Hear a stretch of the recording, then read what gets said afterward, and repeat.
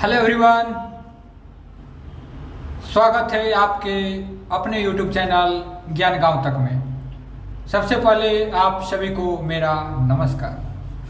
कैसे हैं आप सब? उम्मीद करते हैं अच्छे होंगे, स्वस्थ होंगे और मस्त होंगे। आज का जो टॉपिक है एडीक्यूटी वर्सेस टीसीएस, आज हम जानेंगे इस पे विचार और विमर्श, एक तरह से बोल सकते हैं कन्वर्सेशन जो होगा हमारे बीच हैं सुमित सर, जो जिनके साथ ये इस टॉपिक पे डिस्कशन होगा।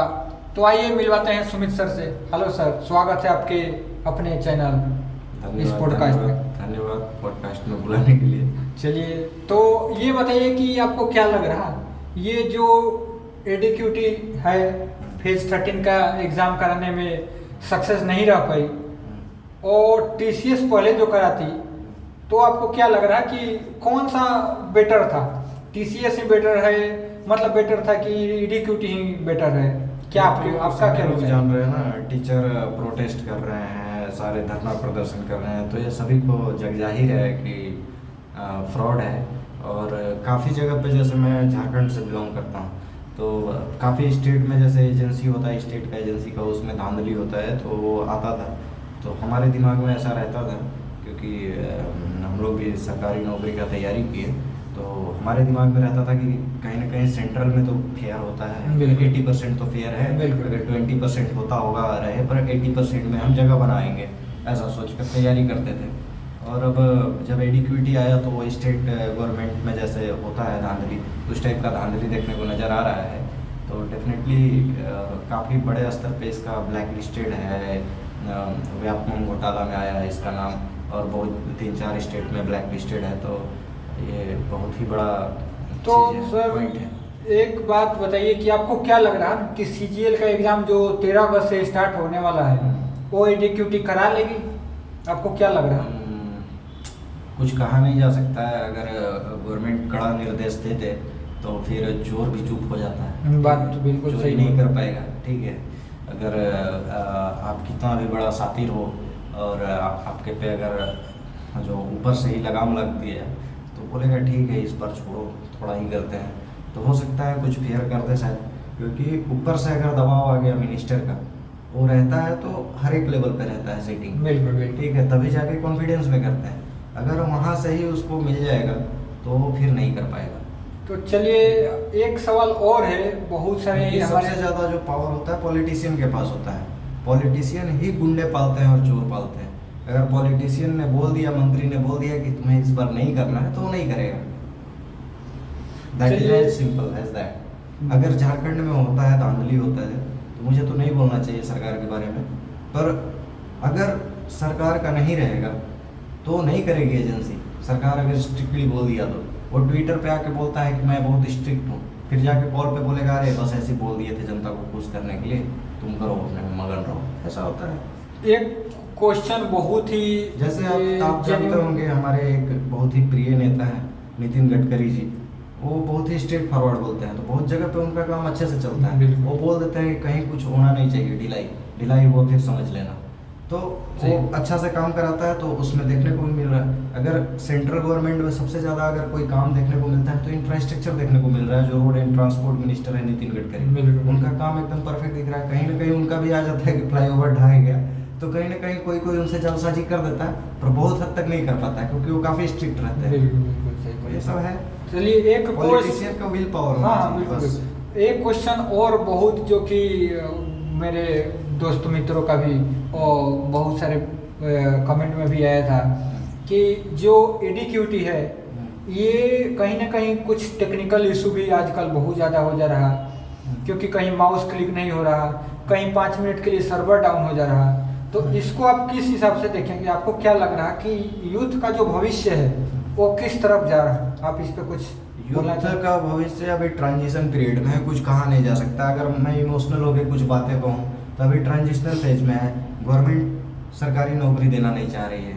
अगर आप गवर्नमेंट में आ जाओगे, सरकार बन जाओगे, आप खुद नहीं देना चाहोगे, क्योंकि आपको अर्थव्यवस्था चलाना है, पॉपुलेशन हाइप पे है, अभी ट्रांजिशन पीरियड है, एआई आ गया है, तो सब कुछ को देखते हुए डिलेमा है। एक तरह से गवर्नमेंट के पास भी डिलेमा है क्योंकि अभी हमारा ही रिक्रूटमेंट हुआ, कितना रिक्रूटमेंट हुआ, फिर अब वैकेंसी नहीं आएगा क्योंकि एआई मॉडल पे आ जाएगा, ऑटोमेट हो जाएगा बहुत सारा सिस्टम। तो बहुत सारे को अभी हमारे डिपार्टमेंट में लगभग 40% आउटसोर्सिंग है।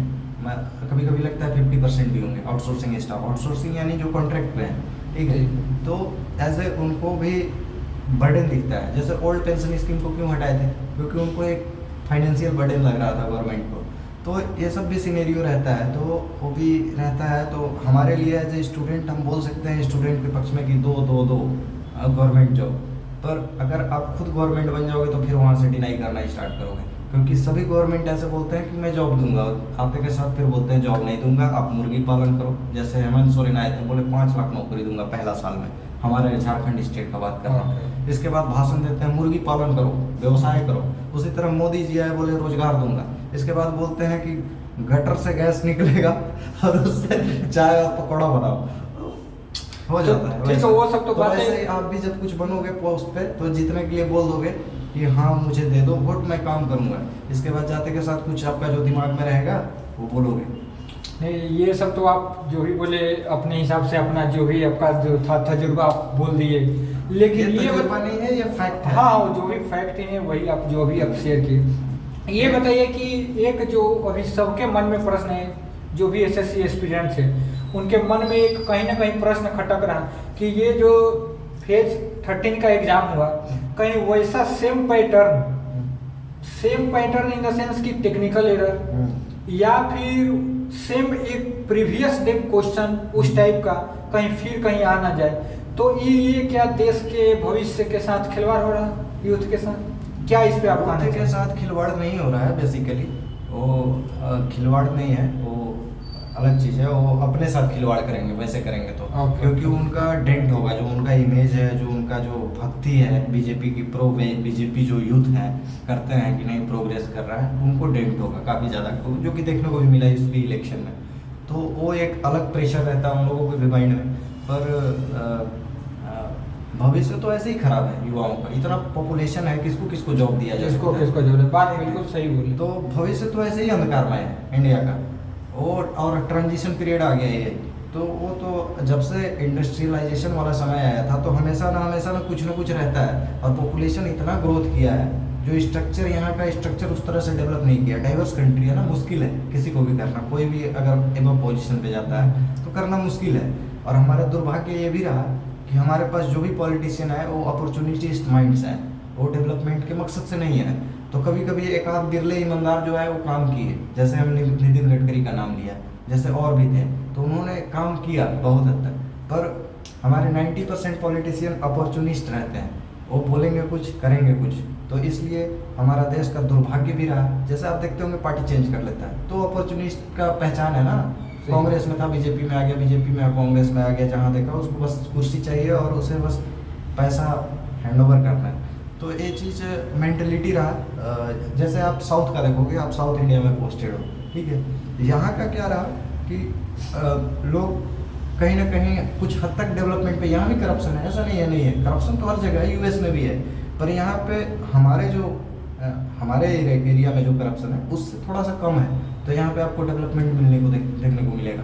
आप तमिलनाडु चले जाओ, काफ़ी इंफ्रास्ट्रक्चर सुधार के रखा हुआ है, ठीक है। ऐसे ही कभी कभी बोल देता है कि मुझे अलग देश बना दो, बात तो एकदम उसमें पावर है, गट्स है, सही बोल, ठीक है, इसलिए बोल देता है। चलिए, वैसे ही अगर आपका बिहार में होता कोई वैसा मुख्यमंत्री आता या हमारा झारखंड में, तो अभी कब का डेवलपमेंट रहता है। बहुत सारा फैक्टर है, तो उस टाइप का ईमानदारी और निष्ठा वाला नहीं आया कभी कोई। तो अभी तो प्रशांत किशोर भी आ ही रहे हैं। अब जो क्या लग रहा है, कुछ नहीं कहा जा सकता। अगर निष्ठा से काम करे तो वो इतिहास बनाएगा, उसे भारत रत्न मिलेगा। तमिलनाडु का एमजीआर था चीफ मिनिस्टर, उसे भारत रत्न मिला था। बहुत सारे ऐसे चीफ मिनिस्टर भी रहे हैं जिनको भारत रत्न मिला है। ऐसा नहीं है कि सिर्फ प्रधानमंत्री सब टॉपिक जो सेंट्रल लेवल पे रहते हैं उन्हीं को मिलता है। Sorry to interrupt you, but ये है कि मैं ज़्यादा वीडियो लॉन्ग नहीं करूँगा, क्योंकि बात यहाँ एडिक्यूटिव वर्सेस पीसीएस का है। तो ये पॉलिटिकल मुद्दा किसी अगले एपिसोड में होगा। बिल्कुल आपको पॉलिटिक्स से ही जुड़ा हुआ है एडिक्यूटिव और टीसीएस, ठीक है। बात आपका बिल्कुल जायज नहीं किया जा सकता, लेकिन जो भी छात्र देख रहे हैं, जो भी एस्पिरेंट्स देख रहे हैं, वो मुद्दा बस जानना चाह रहे हैं, आपका क्या मतलब। अब ये बस एक क्वेश्चन, लास्ट क्वेश्चन बस यही है। मुद्दा यही है कि आपके पास ऑप्शन क्या है, आप बस देख सकते हो, एग्जाम दे के देख लो, अगर होगा तो हंगामा होता ही है हमेशा की तरह, हंगामा होगा बस। एक लास्ट क्वेश्चन तैयारी रहना है, तैयार रहना है। एडीक्यूटी और टीसीएस कौन सा बेटर है, आप किसको चूज करेंगे? अभी तक का रिकॉर्ड जो है वो टीसीएस का बेटर है, फार बेटर है।